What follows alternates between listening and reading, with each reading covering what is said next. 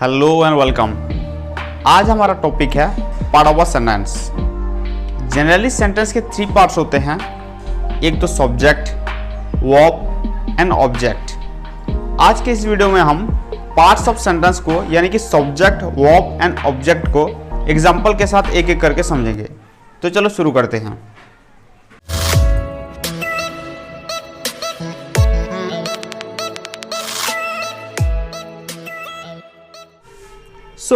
First of all हम जान लेते हैं कि सब्जेक्ट क्या है। What is subject? Subject is a word that we talk about और one who performs an action. यानी कि सब्जेक्ट एक ऐसा वर्ड होता है जिसके बारे में हम सेंटेंस में बात करते हैं, या फिर सब्जेक्ट में जो कुछ एक्शन परफॉर्म करता है, कुछ एक्टिविटी करता है। जैसे कि suppose Pooja is writing a letter. Pooja एक लेटर लिख रही है, तो इस सेंटेंस में पूजा सब्जेक्ट हो गया। क्यों पूजा सब्जेक्ट हो गया? क्योंकि इस सेंटेंस में हम पूजा के बारे में बात कर रहे हैं और पूजा कुछ एक्टिविटी परफॉर्म कर रही है, इसलिए पूजा सब्जेक्ट है। और एक एग्जांपल लेते हैं, Virat place cricket. Virat cricket खेलता है, तो इस सेंटेंस में विराट सब्जेक्ट हो जाएगा, क्योंकि विराट खेलने का काम करता है और हमें तो ऑलरेडी पता है जो कुछ एक्शन परफॉर्म करता है वो सब्जेक्ट होता है, तो विराट सब्जेक्ट हो गया। और एक एग्जांपल देख लेते हैं, Arnab is a boy. Arnab एक लड़का है, तो इस सेंटेंस में अर्नब सब्जेक्ट हो जाएगा। क्यों सब्जेक्ट हो जाएगा? माना कि इस सेंटेंस में कोई काम नहीं हो रहा है, मगर यहाँ अर्नब के बारे में बताया जा रहा है और हमें तो ऑलरेडी पता है, डेफिनेशन में पता है, जिसके बारे में सेंटेंस में बताया गया हो या फिर जो सेंटेंस में कुछ काम करता हो, एक्टिविटी करता हो, वो सब्जेक्ट होता है। यहाँ तो अर्नब के बारे में बताया गया है, तो अर्नब सब्जेक्ट हो गया। ये तो थे कुछ इजी एग्जांपल जहाँ हमें सब्जेक्ट को फाइंड आउट करना आसान लगता है, इजी लगता है। अब कुछ डिफिकल्ट एग्जांपल देख लेते हैं। Suppose my purse was stolen in the market. मेरा जो पर्स है वो मार्केट में चोरी हो गया। क्या लगता है आपको इस सेंटेंस में सब्जेक्ट कौन सा वर्ड है? जनरली इंग्लिश लर्नर यहाँ माय पर्स को सब्जेक्ट समझ लेते हैं, जो कि नहीं है। क्यों नहीं है, मैं आपको प्रूव करके दिखाता हूँ। पहले आप मुझे यह बताइए, इस सेंटेंस में कुछ काम हो रहा है या फिर नहीं? जी हाँ, इस सेंटेंस में चोरी होने का काम हुआ है। मैं आपको बता दूं, अगर सेंटेंस में कुछ काम हो रहा है तो उस काम को करने वाला सब्जेक्ट होता है और जिस पर काम होता है वही ऑब्जेक्ट होता है। तो इस सेंटेंस में तो माय पर्स पर काम हुआ है, माय पर्स को चोरी किया गया है, यानी कि जो जिसने चुराया है वो सब्जेक्ट है, और माय पर्स तो ऑब्जेक्ट हो जाएगा क्योंकि माय पर्स पर काम हुआ है। ठीक है, तो यहां माय पर्स को सब्जेक्ट मत समझ लीजिएगा। और एक एग्जांपल देखते हैं। Suppose 3 terrorist were killed at जम्बो। 3 टेररिस्ट जम्बो में मारे गए, तो इस सेंटेंस में भी उसी तरह 3 टेररिस्ट सब्जेक्ट नहीं हो सकता, क्योंकि जो टेररिस्ट जो मारे गए, जिसने उसे मारा वो सब्जेक्ट है। यानी कि मैं भी, हमारा जो प्राउड इंडियन आर्मी है, वो सब्जेक्ट हो सकते हैं, जो कि इस सेंटेंस में नहीं है। अब जानते हैं व्हाट इज वर्ब। वर्ब क्या है? Verb is a word that describe the action और state of the subject. Verb एक ऐसा वर्ड होता है जो सब्जेक्ट के कार्य के बारे में बताता है, एक्टिविटी के बारे में बताता है, या फिर सब्जेक्ट के स्थिति या अवस्था के बारे में बताता है। जैसे कि suppose Rahul place football. Rahul football खेलता है। इस सेंटेंस में हमें प्लेस वर्ड के माध्यम से सब्जेक्ट राहुल के कार्य के बारे में पता चल रहा है, यानी कि हमें प्लेस के माध्यम से पता चल रहा है कि राहुल फुटबॉल खेलता है, तो यहां प्लेस वर्ब बन गया।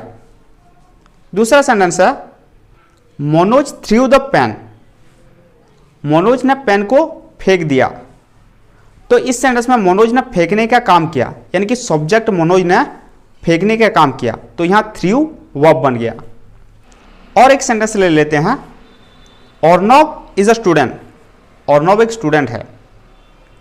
इस सेंटेंस में कोई कार्य नहीं हो रहा है, मगर हमें बताया गया है, इंफॉर्मेशन दिया गया है कि अर्नब एक स्टूडेंट है, तो यहां ईच वर्ब बन जाता है, क्योंकि हमें ईच वर्ड के माध्यम से अर्नब के वर्तमान स्थिति के बारे में पता चल रहा है, अवस्था के बारे में पता चल रहा है, और हमें वर्ब के माध्यम से सब्जेक्ट के अतीत, वर्तमान या फिर भविष्य के बारे में पता चलता है। जैसे कि अगर मैं कहूँ अनु इज जॉबलेस, अनु बेरोजगार है, तो इस सेंटेंस में हमें इज वर्ब के माध्यम से अनु के वर्तमान की स्थिति के बारे में पता चल रहा है। अगर मैं ऐसा बोलता अनु वॉज अ टीचर, अनु एक टीचर थी, तो यहाँ वॉज वर्ब के माध्यम से हमें पता चल रहा है कि अनु अतीत में एक टीचर थी। उसी तरह अगर मैं बोलूँ अनु विल बी 35 ईयर्स ओल्ड, तो इस सेंटेंस में हमें पता चल रहा है कि अनु 35 ईयर्स ओल्ड हो जाएगी, यानी कि भविष्य में हो जाएगी। इसी तरह हमें वर्ब के माध्यम से सब्जेक्ट के कार्य एक्टिविटी के बारे में पता चलता है, या फिर अवस्था या स्थिति के बारे में पता चलता है, सब्जेक्ट के अतीत के बारे में पता चलता है, वर्तमान के बारे में पता चलता है, या फिर भविष्य के बारे में। अब हम वर्ब के दो टाइप्स के बारे में जान लेते हैं। वर्ब को मेनली दो टाइप्स में डिवाइड किया जाता है, एक है मैन वर्ब, दूसरा है ऑक्सिलरी वर्ब, जिसे हम हेल्पिंग वर्ब भी कहते हैं। मैन वर्ब वो होता है जिसके माध्यम से हमें सब्जेक्ट के कार्य के बारे में पता चलता है, एक्टिविटी के बारे में पता चलता है। जैसे कि रन दौड़ना, जंप कूदना, वॉच देखना, स्पीक बोलना, राइट लिखना, लाफ हंसना, ऐसे वर्ड्स जिस वर्ड्स के माध्यम से हमें सब्जेक्ट के कार्य के बारे में पता चलता है वो मैन वर्ब होते हैं। अब जानते हैं हम वर्ब के दूसरे टाइप्स यानी कि ऑक्सिलरी वर्ब को, जिसे हम हेल्पिंग वर्ब भी कहते हैं। Auxiliary verb describe the states of the subject. Auxiliary verb subject के स्टेट के बारे में बताता है, यानी कि हमें ऑक्सिलरी वर्ब के माध्यम से सब्जेक्ट के अतीत, वर्तमान या फिर भविष्य के बारे में पता चलता है। ऑक्सिलरी वर्ब यानी कि हेल्पिंग वर्ब के कुछ एग्जाम्पल है is, am, are, was, were, has, have, do, does etcetera. अगर आप मैन वर्ब और ऑक्सिलरी वर्ब के बारे में और भी डिटेल्स में जानना चाहते हैं तो इसके लिए मैंने और एक वीडियो बनाया है जिसका डिस्क्रिप्शन में मैंने लिंक में दे दिया है, आप जाके देख सकते हैं। अब जानते हैं व्हाट इज ऑब्जेक्ट। ऑब्जेक्ट क्या है? Object is a word that receives the action of the verb, यानी कि ऑब्जेक्ट एक ऐसा वर्ड होता है जो कि वर्ब के एक्शन के द्वारा प्रभावित होता है, वर्ब के एक्शन को रिसीव करता है। जैसे कि अगर मैं बोलूं आई प्ले फुटबॉल, मैं फुटबॉल खेलता हूं, यहां खेलने का काम हो रहा है, खेलने के जो काम हो रहा है उस काम का इफेक्ट किस पर पड़ रहा है? फुटबॉल पर पड़ रहा है, तो फुटबॉल ऑब्जेक्ट हो जाता है। अगर मैं कहूं Sita ate an apple, Sita ने एक एप्पल खाया, तो काम क्या हुआ? खाने का काम हुआ। जो खाने का काम हो रहा है उसका इफेक्ट किस पर पड़ रहा है? एप्पल पर, तो एप्पल हो गया ऑब्जेक्ट। यानी कि आप ये समझ लो जिस पर काम होता है वही ऑब्जेक्ट होता है। पहले सेंटेंस में आई प्ले फुटबॉल में फुटबॉल पर काम हुआ, फुटबॉल ऑब्जेक्ट। दूसरे सेंटेंस में एप्पल पर काम हुआ, एप्पल ऑब्जेक्ट। जनरली हम ऑब्जेक्ट को फाइंड आउट करने के लिए व्हाट और हुम क्वेश्चन करते हैं। अगर हम पहले सेंटेंस में क्वेश्चन करें आई प्ले व्हाट, तो आंसर आएगा फुटबॉल, फुटबॉल ऑब्जेक्ट हो गया। दूसरे सेंटेंस में हम बोलेंगे सीता एट व्हाट, सीता ने क्या खाया? एप्पल खाया, तो एप्पल हो गया ऑब्जेक्ट।